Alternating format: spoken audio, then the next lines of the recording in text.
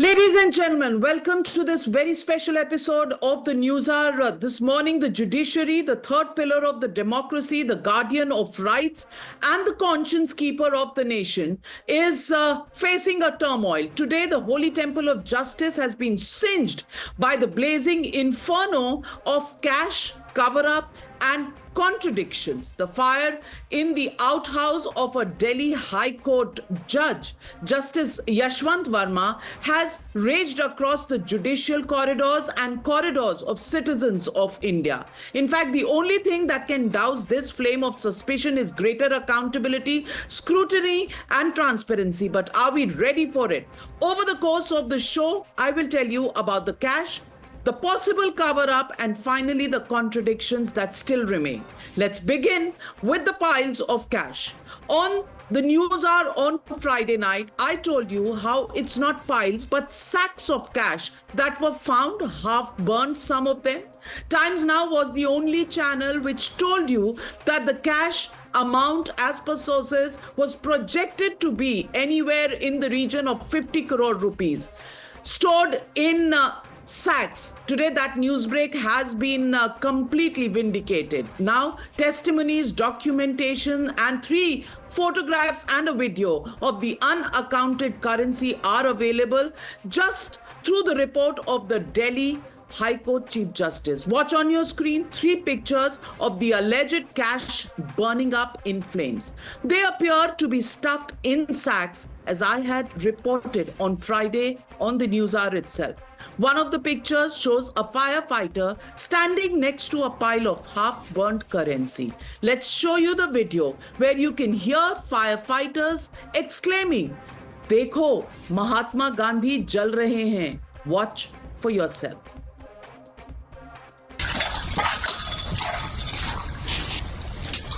महात्मा गांधी में आग लग रही है भाई।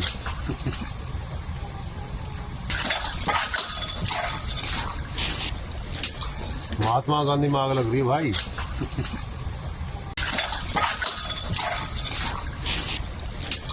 महात्मा गांधी में आग लग रही है भाई।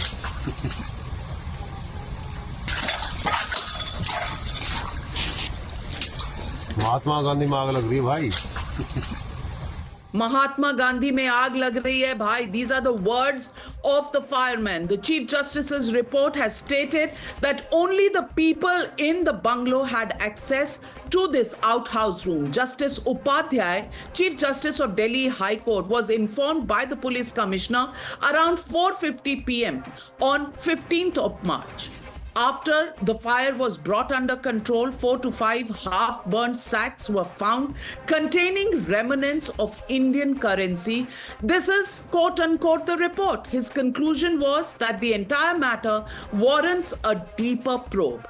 Now, let's tell you what Justice Varma had to say in his defense as he responded to this particular question raised by the Delhi Chief Justice to him.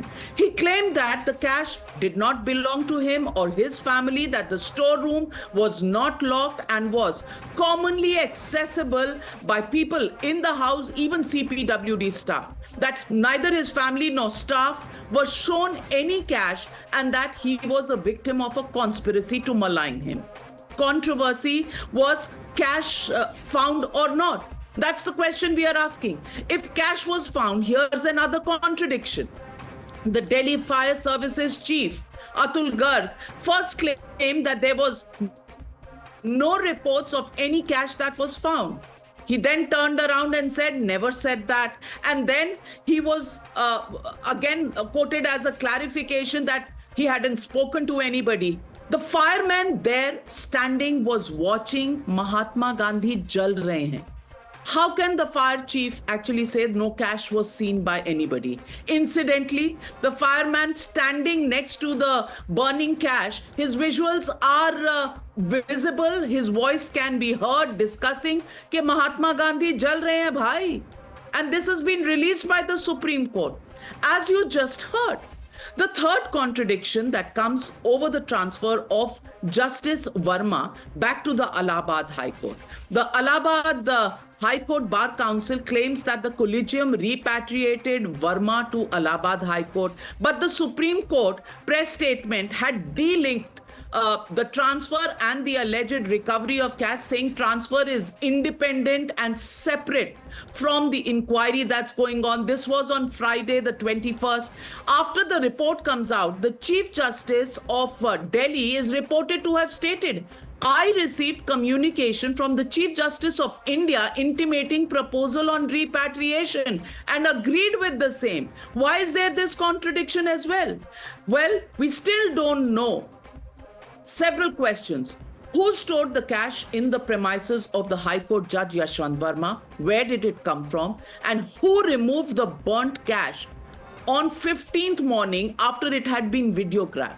You just saw the cash and the contradictions, but do they point towards a cover-up or a conspiracy? Well, this report uploaded on the Supreme Court's website seems to have left behind more questions than answers. And it is these questions that we will raise during the course of the next 1 hour. The questions that we want answers to are, number one, Supreme Court had delinked the transfer from the fire incident. Why does this not come across in the report of the Delhi High Court Chief Justice? Where did the proposal of transfer of Justice Varma emanate from? And why did the Supreme Court backtrack after the whole incident became public? Did Justice Upadhyaya suspect arson in the fire incident? If so, why was a report not registered? Why no case was registered with the Delhi police on March 15? When burnt cash remnants were mentioned in the police report, why did the police only do verbal communication and not count this? Burnt currency notes were left unattended in the storehouse. Why? Is there an official police diary recording the recoveries and what was the amount? Did the police share the recovery diary with the courts and the justices? Was there a discrepancy in who reported the fire, the daughter of the judge or the personal secretary? Who cleared the debris from the storeroom the next morning, and why was it done in a hush-hush manner? Why does nobody have a record? Who does Justice Varma suspect of framing him? Why is that not out in the open? Why was the inquiry limited to oral responses initially? Was the delay in case an attempt to bury the matter? Many questions that really still remain unanswered. And before we go to these questions, we go across to our reporters this morning. Bhavtosh, where does this go? Should the police have made a diary entry with the recoveries, the amounts? Why was the entire issue only in the form of oral communication at first? And why was it left unattended? Are these questions that Delhi police will need to answer? Yes, Navika ma'am. In fact, right from the morning of 15th March till yesterday, when the Supreme Court, in fact, came out in open and, in fact, explained everything, there has been a lot of opaqueness and the entire thing has been shrouded in mystery. The police ideally should have, in fact, made a seizure memo because of the articles that have been seized, including burnt currency note. The Commissioner of the Delhi Police immediately informed the Chief Justice of Delhi High Court, and then there was an attempt to cover up the entire thing. This has not been, this is not nothing which is a source based, but it is mentioned in the Supreme Court inquiry report. Now, once this happened, then a video was made and it was sent to the Delhi High Court Chief Justice. Delhi High Court Chief Justice then, in fact, informed the Chief Justice of India. Now, ideally, the Delhi Police had, in fact, when we started inquiring this story, should have said that there is a seizure memo. There are articles that have been seized. There are burnt currency note, but they said no such thing had happened. Now, even the statements of the Delhi Fire Service Chief are completely contradictory. He first said that nothing was seized. There was no currency note that was seized. Later, he, in fact, in a statement to a wire agency said he never said something like this. It's only yesterday that things became clear, and one can see that in the report it has also been mentioned that there has been no forced entry. Now, what will happen next? It's still not very clear because no FIR has been registered. But what sources have said is that all call detail records have now been, in fact, preserved. It is with the Delhi High Court Registrar General, and if need be, Delhi Police have said that they will record the statement of everyone who went to the spot between 11:30 till quarter to 1. They have said that statement of everyone will recorded. They are just waiting for a go-ahead from the Delhi High Court and also from the Supreme Court. Well, let me also get you in, Priyank Tripathi. Priyank Tripathi, where did the remnants of those currency notes vanish, number one? And number two, the fire chief's statement saying that no cash was found, we have not seen any cash. Now, with the video out, Mahatma Gandhi, Jal Rahe Hain Bhai, and the statement coming from the fireman himself. Do you think the fire chief, Atul Garg, has some tough questions to answer for?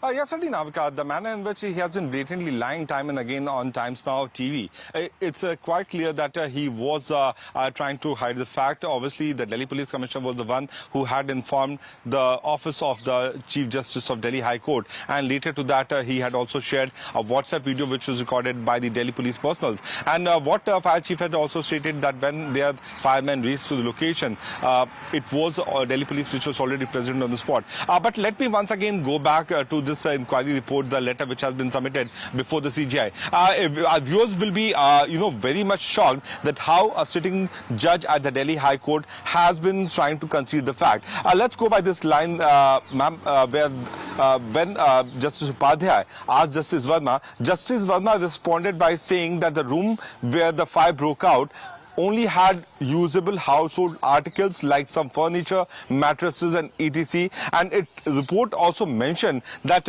when on 17th morning at the guest house of the Delhi Chief High Court Chief Justice, Justice Varma, when he reached there around 8:30, he was confronted. You can imagine a sitting judge of the Delhi High Court, the second senior most ranked judge of the Delhi High Court, was confronted by the Chief Justice, and he brazenly did not disclose the fact because his staff would have told him regarding this particular incident.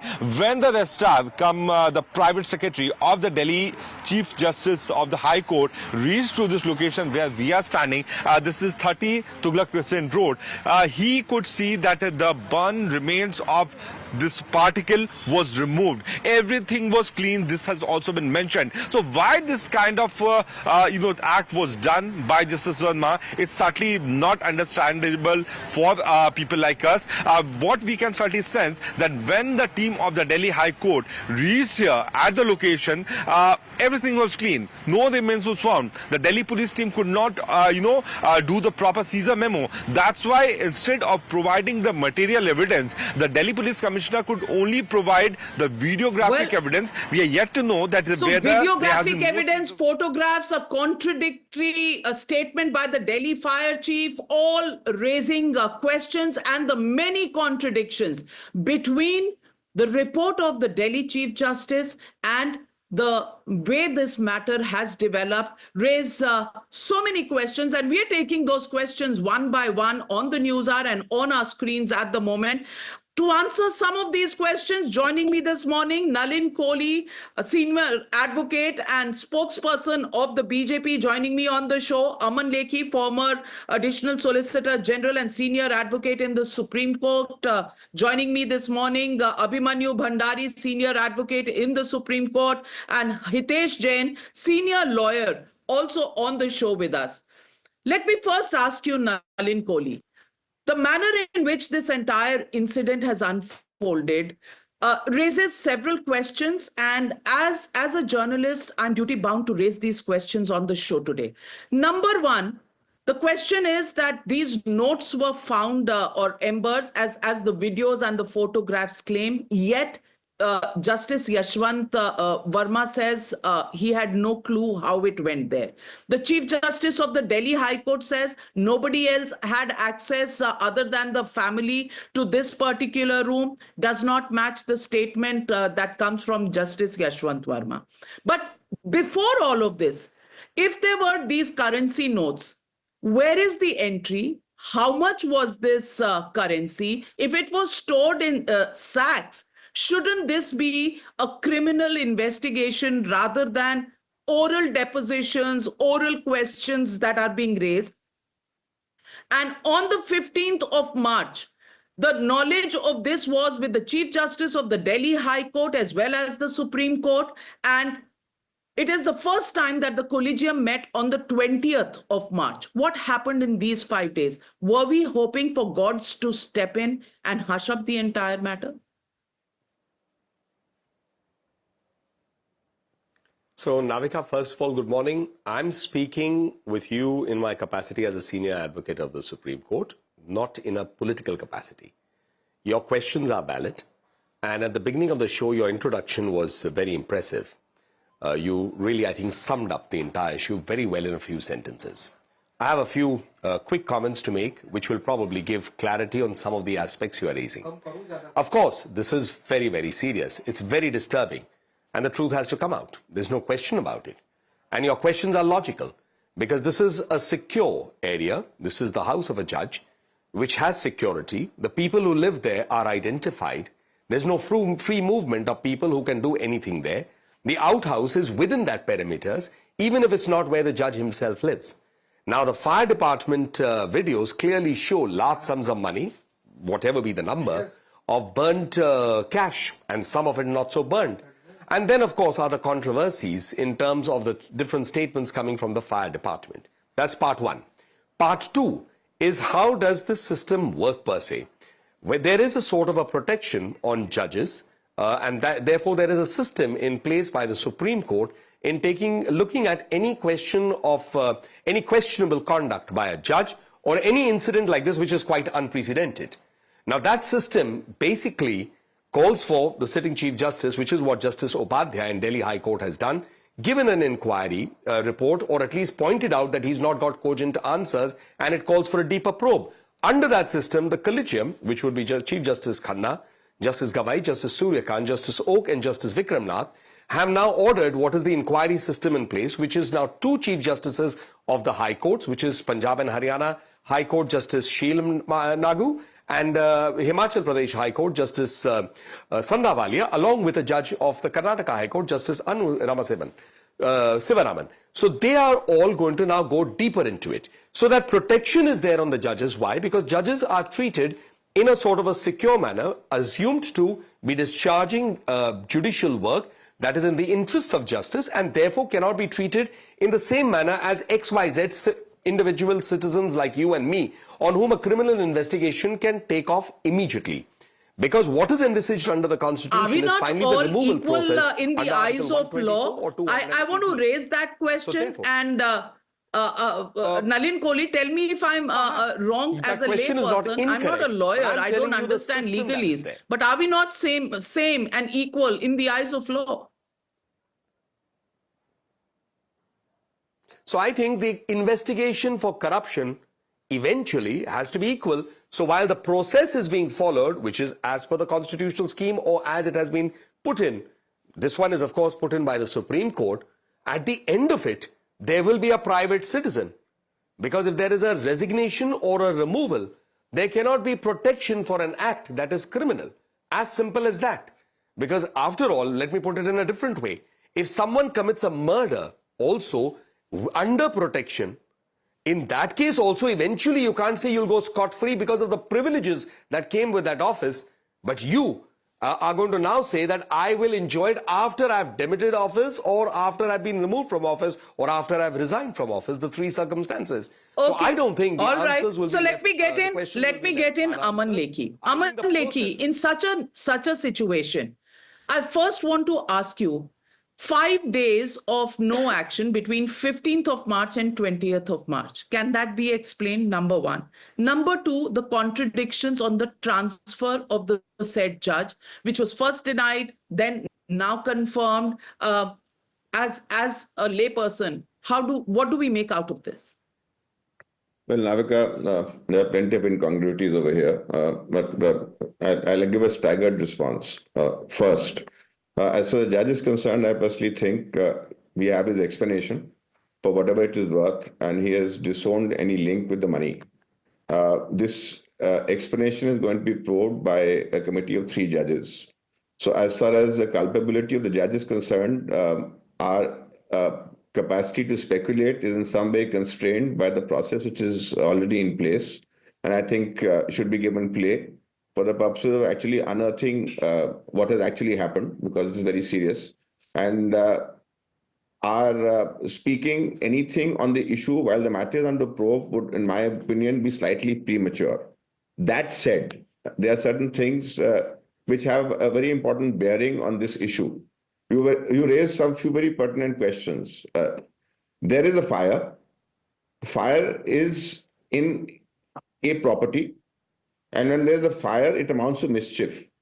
Mischief, when it causes damage of the nature it has done, is a cognizable offense and a serious cognizable offense. Because the cognizable offense, ordinarily, an FIR will be registered on intimation, more so because the judge has disowned any link with what is over there. So the occasion for protection, the judge will not arise, because insofar as the law is, you cannot proceed in FIR against a judge without the permission of the Chief Justice. While you may not proceed against the judge, when the judge itself is saying that what has actually happened is actually wrong, in that event, you don't need to go by that procedure. You have to probe the mischief, because as the mischief is concerned, that's a cognizable offense, that requires to be requires to be investigated, and the procedure is in place where that is concerned, and it's inexplicable why that was not done. That is something which the police has to explain. The judge doesn't have to explain that, because the judge is saying, I am aggrieved. The police has to explain why. Why is it that this was not done? Two, now there's sacks of cash. Now sacks of cash, this is unaccounted money. It's unaccounted money that brings in the income tax. It'll bring in the income tax, because this question is, whose money is it? From where has it come? You can't just leave the money there. Now, as far as this money is concerned, it can be either case property where mischief is concerned, or it will be relevant for the income tax is concerned, because you cannot just leave the cash lying around. Where has that cash gone? We don't know where the cash has gone. All we know is the cash got burned, but where has the cash gone? Now, that's what a judge says. The judge is also saying the same thing. He is asking this question, where is the cash? Now, when the judge is asking the question, where is the cash? Now, who is to answer that question? The question has to be answered by the police or by the fire agency. And those authorities were in some way concerned this particular exercise have to account as to what they have done with it. And the contradiction which you pointed out on the fire statements adds a lot of enigma to this, because they really don't know what has happened. Which brings me to the third point. The third point is the most serious point over here. The judge says that this is the result of a conspiracy. Now, this is the most important aspect of this entire case, because as far as the judicial independence is concerned, we've got institutional independence and we've got the individual independence of the judge, where the judge is saying that he is subject matter of an attack. And this is an attack on his credibility, so as to in some way disqualify him from acting. Then it's a very, very serious allegation which requires probe first. Because this requires probe first, that will be the link. That will be the link between the money and this particular suggestion of a conspiracy. And it is here that the whole case will unravel. If the explanation given by the judge is correct, then the fault lies elsewhere, and that fault is of far more grave character than simply recovery of money. And if supposing this allegation is actually false, if supposing what the judge is saying is not true, then in that event, the question of the action of those who were first there at that point of time and the omission to act will become equally relevant. So we are now today just proceeding on conjecture, on unverified facts. I personally feel we have to keep the judge aside, because see, we are, as the judicial system is concerned, a bit conservative over there. I will not say that you just said that is everyone not equal under the law. I completely agree, everyone is equal under the law. At the same time, the sanctity of the system has to be maintained. What you have to keep in mind is that the procedure is already under play. We have a procedure dealing with this particular instance. That procedure has been activated. What I personally feel is, while we hold the police to account, while we deal with what the fire officer is saying, while we explain what has actually happened over there, while we deal with the aspect that the legal mechanism to deal with this has been ignored, I personally think we should segregate it from the explanation of the judge. And as far as the explanation of the judge is concerned, await the outcome of this particular report. And only thereafter, we can actually proceed to either condone or to condemn. Because right now, the information which we have is totally incomplete. The judge may very well be right. The judge may be a victim. Now, we don't know whether the judge is actually a victim or not, but can we exclude the fact that this is a possibility? That is something we cannot lose sight of. Okay, More so even if because- I take what you say at face value, who will explain the contradictions? And I bring in Hitesh Jain. Abhimanyu, I'm coming to you, but Mr. Hitesh Jain, there are contradictions. Contradictions on what happened between the 15th and 20th of March. Why were there oral? If there is an explanation, investigation, inquiry, why was there a period of silence between the 15th and the 20th of March? Why were the things that are being made public now not made public then? Because were we waiting for the hand of God to sort of cover up the entire issue? It's a question. It's a legitimate question people will ask. Number two, the cash was burnt. There is a point that is made through the videos and the pictures that there was burning cash and Mahatma Gandhi jal rahe hain bhai statements coming in, whereas the judge himself in his explanation says there was no cash found. I was not shown anything of the kind. But the videos which were given and which were shown to him between the 15th and 20th clearly show that videos of that cash burning existed. So how did he not know? And the other question of the next morning, how the debris was cleared up. Does that not also add to the questions of the investigation? I'm not sitting here in judgment of anybody because honestly, I don't know enough. I'm just piecing together the jigsaw puzzle of the stuff that is in public domain at the moment. And these are the questions I come up with. I want answers to these, Hitesh Jain. Navika, my problem is it's been over 8 days and we still do not know what are the facts and where does the truth lies. It's been over 8 days. And if you will look at the statements of the Honorable Judge and the inquiry committee report and all, after that also, it is very difficult to pinpoint as to what has actually happened. But what we know for sure, a fact where a judge is alleging a conspiracy, and if he is alleging a conspiracy that has taken place in his house, then that can be the first step to start the probe and to find out whether in fact such conspiracy took place. Second, if the judge is claiming a mischief, that can be a starting point to register the FIR. So I fail to understand when a judge is claiming that there has been a conspiracy, there has been some problem, there has been a mischief that has been played. Why no FIR has been launched on this specific facts, or we still do not know whether an FIR has been filed or whether any probe is going on. We still do not know. In an ordinary criminal matter, when an incident like this takes place, first, we know the detail of who is the first informant. We still do not know.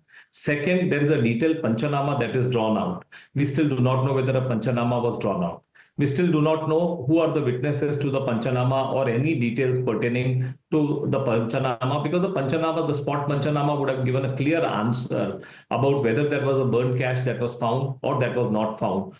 And fifth, if there was whatever the incidents was there, and there is an allegation that there was a conspiracy, then how come the site was cleared and at whose instance this site was cleared or that storehouse or whatever it was there? So we still do not know. The problem is in the last 8 days where people are shocked is why does it take 8 days? And when you do not know the facts, then there is all kind of speculation, all kinds of rumors. According to me, it is a problem where a particular judge will have to answer, but there is a systemic problem, and I'm going to call a spade, and lawyers are afraid or people are afraid in demanding transparency and accountability from the judiciary.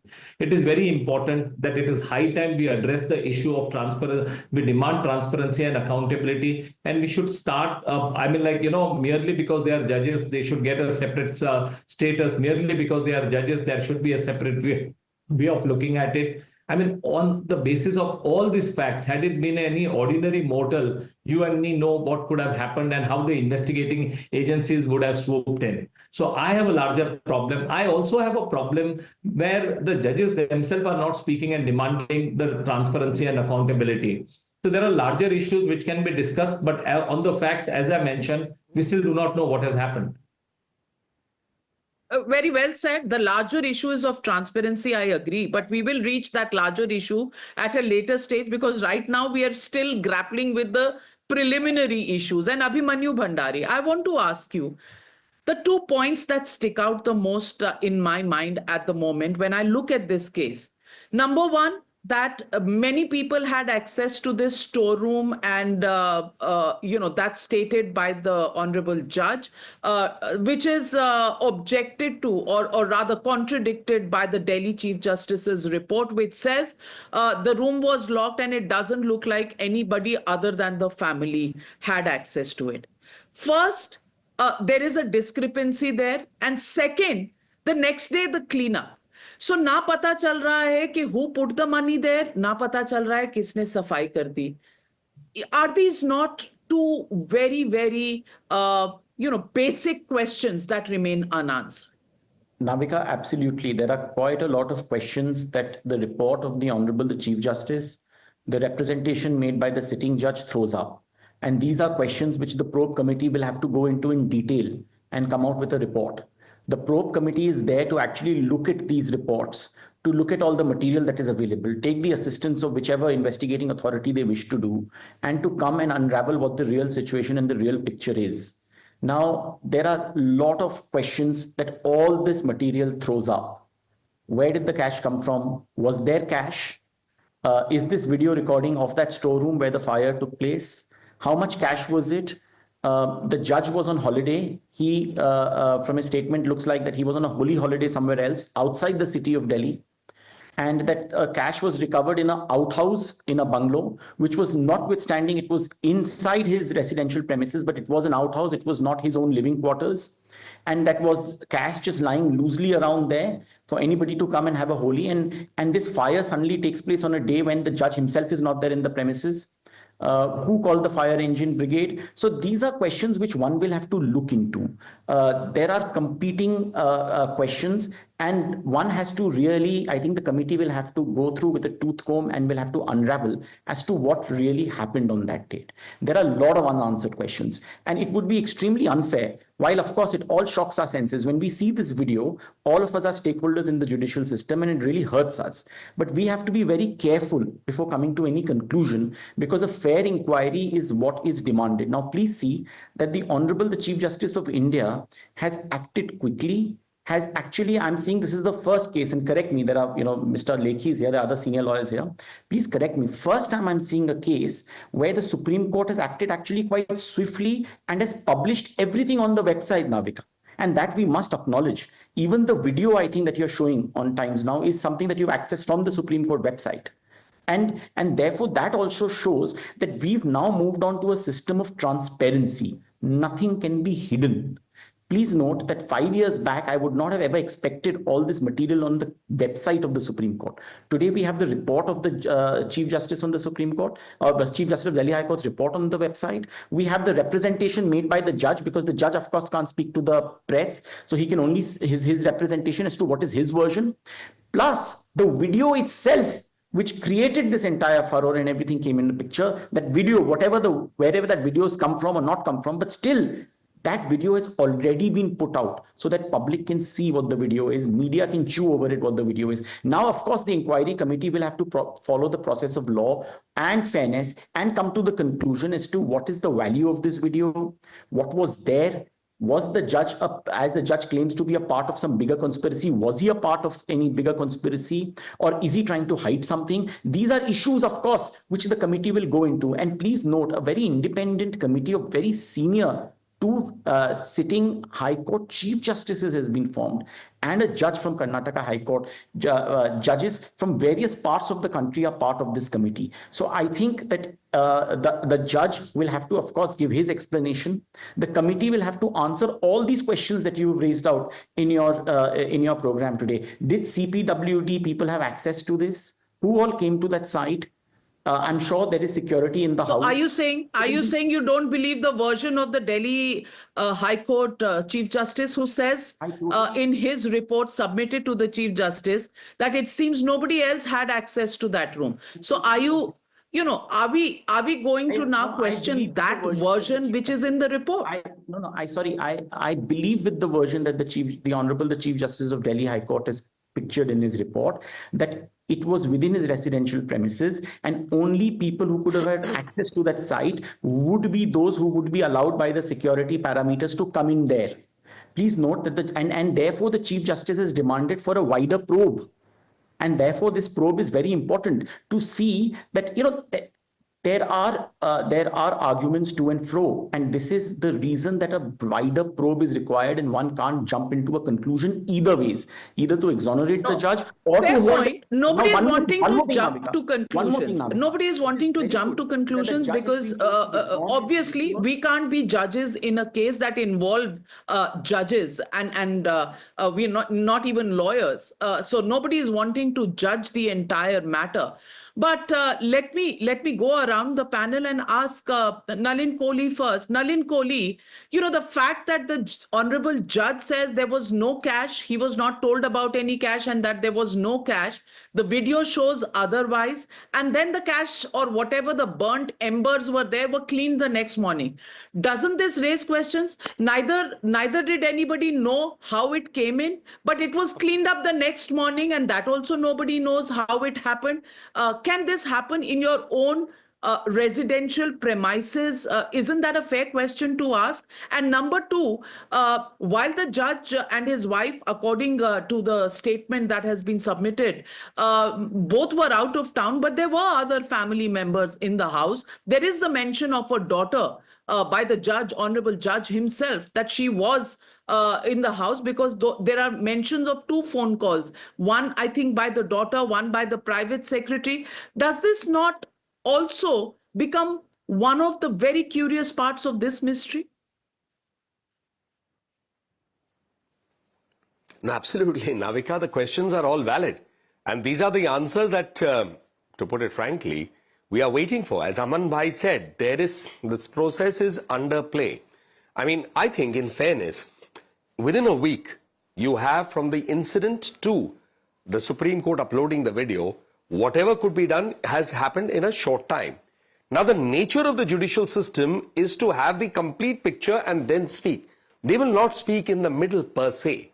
So I think you will, in a short period of time, know many things that should come out and are expected to come out, whatever be that thing. The second part is, we must also bear in mind the collegium per se, or the 5 senior most judges, are not in Delhi, at least for 2 days. We know that Justice Gawai and Justice Vikram Nath, who are the 2nd most and the 5th most senior judges in the collegium, are in Manipur with other judges. So it is possible that over the next 2-3 days, there will be a physical consultation, if not consultation already taking place over the phone. Justice Suryakant was believed to be traveling. So we have to wait to see what more comes from the Supreme Court now that they are putting things out there. Then a point came out in the debate, I think Hitesh raised it, that, if it was an ordinary citizen in the house, you would have an FIR, etc. I think we need to recognize the difference, not just of a judge, of someone who takes the oath of office, right down from the highest executive position in the government, to ministers, to governors, to judges. There is a protection that the Constitution and the provisions of office give you, in terms of not everything happen instantly in the manner that it would happen. So while all the calls for the full story, for all answers to the questions are justified and are expected, we need to wait for this process, which is underway, of the process put out by the Supreme Court, the committee, etc., to conclude, and the logical next steps have to be expected. So I think I would say we should leave it within that scope and do so. Last point. While certainly when we see something like this, shocks the conscience, shakes us, raises questions, this cannot be made an opportunity to run down the entire judiciary. There will be instances of a political person, a bureaucrat, a doctor, engineer, lawyer, anyone. Or if you have a case of corruption or alleged corruption or something that shocks or is an impropriety, it can't mean the others who are good in the system, hardworking, honest, do their work, they all should be branded together. That's why the questions have to be nobody asked, is the doing answers that, have to be Mr. done. Nalin But at Kohli. the I same don't know time, why we you have to get be that careful. impression. Nobody is No, you are doing not, that. you are We are not. You are talking not about doing the that. specific Not at case all. and we You are are not seeking doing that. answers to this No, no, specific no. case. Navika, this But is not. Aman Lekhi, I'm not a Navika, criminal this is not lawyer. on you Tell or your me, channel. does I'm the raising that procedure last vary between a judge and a common citizen?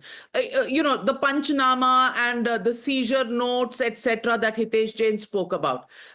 Is there anywhere in law mentioned that if it is a judge, then you don't make these panchnamas? Because already questions are being raised, and Abhimanyu Bhandari has raised that question, that the purported video, is it the video of that outhouse room, or is it part of the conspiracy that is being spoken about? I want to ask you, where do you stand on that? What are the answers on that? And there's one way of looking at it, and let me be the devil's advocate. On the day number 8, we have the report uploaded on the Supreme Court website. Great. But it took 8 days, and it took one story on Friday morning before anything became public. So, it cuts both ways. Between 15th and 19th, nothing really moved. On 20th morning, when the story was reported out there in public domain, that's when we began to see some statements begin to come out. I want to ask you, is it the fourth pillar that is required to shake the third pillar to answer questions? No, absolutely not. Ideally, that should not be the process at all. And as far as the institution is concerned, the institution should respond with immediacy. There's no doubt about that particular proposition. Now, I'll just put a couple of caveats here, depending upon what you said. You put me a few questions. One, the difference between proceeding against an ordinary person and a judge. Now, the only protection a judge is you can't register an FIR against a judge without permission of Chief Justice. That is the only permission. But as I pointed out at the beginning, this was, if the case had to be registered, the registration of the case was not against the judge. The registration of the case would have been for a cognizable offense, which was mischief. Now, unfortunately, the non-registration of the case by the police has in some way impacted the judge too, because then all of us are talking about some conspiracy, some collusion between the judge and the police. That you see, because the case is not registered, as you're saying, and a very justifiable presumption, the attempt to conceal. So the first question, that's why I said at the beginning, the first question you have to answer is that once this report is made, and there is definitely mischief, which is a cognizable offense, then FIR is to be registered immediately and investigations proceed, and whatever that area has to be in any case sealed, whatever has to be investigated, the statements of the people recorded, identified, intimated, everything has to be done. We don't know whether that is done at all or not. Now, that is, in fact, the first flaw in this particular process, apart from the fact that there is, in fact, a delay. The point is that particular, by reason of the omission to do that, and I also mentioned about the income tax, the omission to do that raises these questions, and we start in some way speculating that there has to be a motive which is hidden from the public eye, and it's reasonable to suggest that because someone important is involved, therefore you attempt to suppress. Now, while that is said, the point is, we have in this a process, whether we like it or not, there is a process, and the process is a very important part of the system, because the whole restraint which is there in a polity governed by rule of law is in procedure. Because if we in any way whimsically, impulsively respond on the basis of our assumptions about a right or wrong, then the procedural protections, which are absolutely imperative, get lost. Now, those procedural protections are very necessary. Now, whether we like it or not, whether some delay at all or not, that is secondary. The point is, on the procedure it stands, an action has been initiated.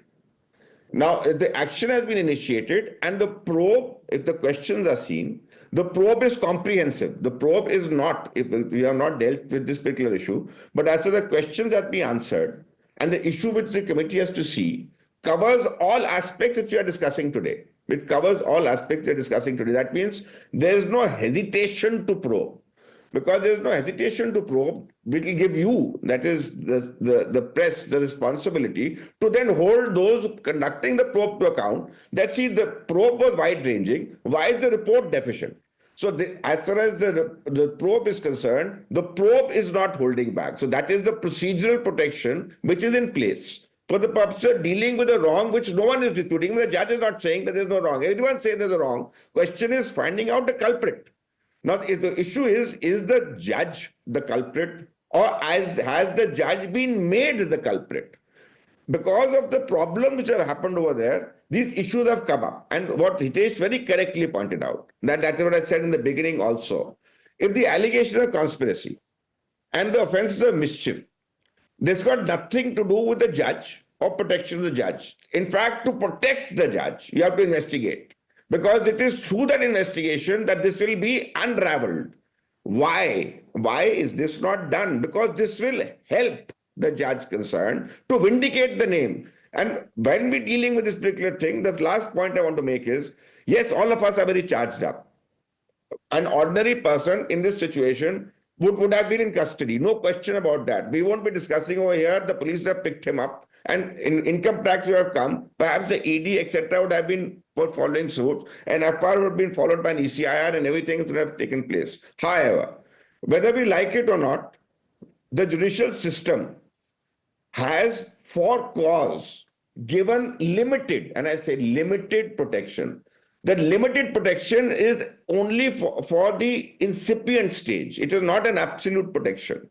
The point is you cannot allow a situation where judges are dragged to court because that will undermine the system at all, whether we like it at all or not. That's the reason why secrecy as a value in an age of transparency cannot be discounted. Much as this, there has to be a balance. So what I'm saying is, merely because the judge has not been dragged to the police station, or there is nothing against the judge as such in the FIR, it is not something which we have to be concerned with. We have to deal with the things where the judge is not involved, where we point out, as you are pointing out, the deficiency in the system. What are deficiency in the system?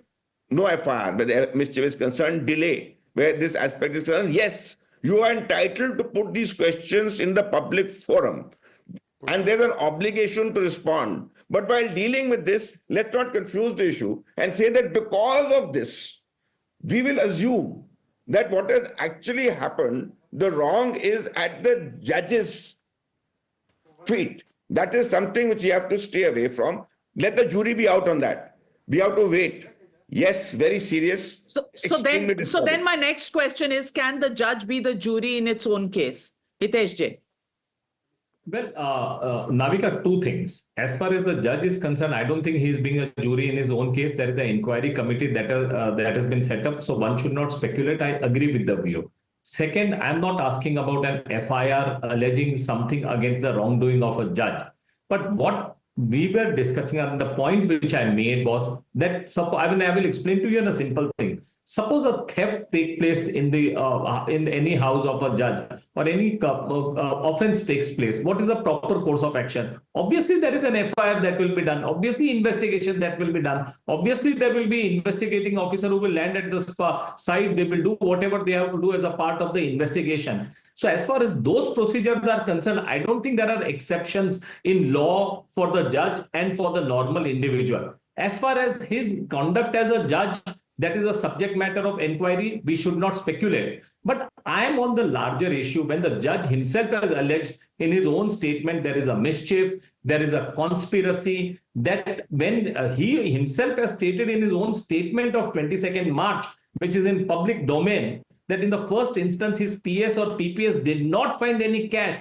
And only when he was confronted with the video, he found that there was this waves of cash that were burning and all. So he himself is now alleging there has been a conspiracy. So these allegations are not against the judge. And even if, as Mr. Lekhi rightly pointed out, that this is for to protect the judge, someone has to investigate and go to the truth. And this is not something the judicial inquiry is going to yield. You need the proper investigating machineries like income tax to come on the spot. You need the police officers to file the FIR and look at the investigation of mischief and conspiracy. Because I can candidly say, and I will call spade a spade, it is not the domain of the judiciary to find out whether there has been a conspiracy that has taken place. There has to be a proper inquiry. And if someone is going to shy away from the inquiry, there are more questions that are going to raise, and it is going to look murky and murky. So it is in the interest of the judiciary, they bifurcate as far as the judge's conduct is concerned. Let there be a proper inquiry, and let's not speculate and let's not make a comment on the judgment.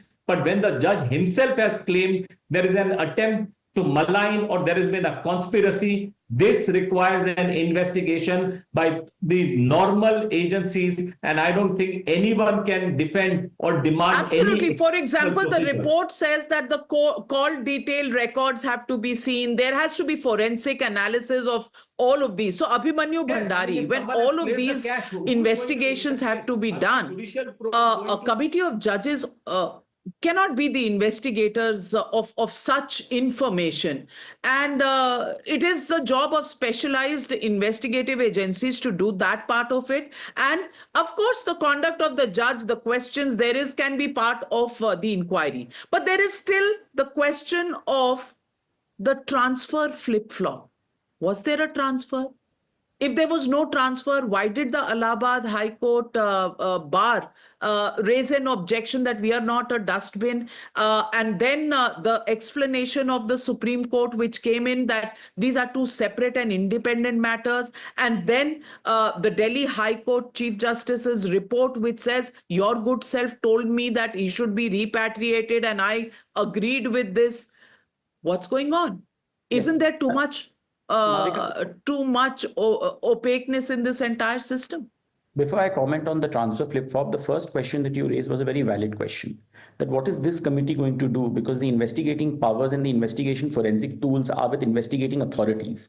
But please note that what is very welcoming and good to see in the report of the Honorable the Chief Justice Supreme Court, which was uploaded in Supreme Court website, is that he has requested the judge to preserve all the telephone data for last, I think, 6 months or more, and not to delete any messages and anything. Of course, this committee that is being formed will be able to take the assistance of the police or the forensics or whichever department to then examine and see what is there, what is not there, and to come to the conclusion whether he was a part of any conspiracy or what he's saying, is there any truth in it or not in it. So I think that the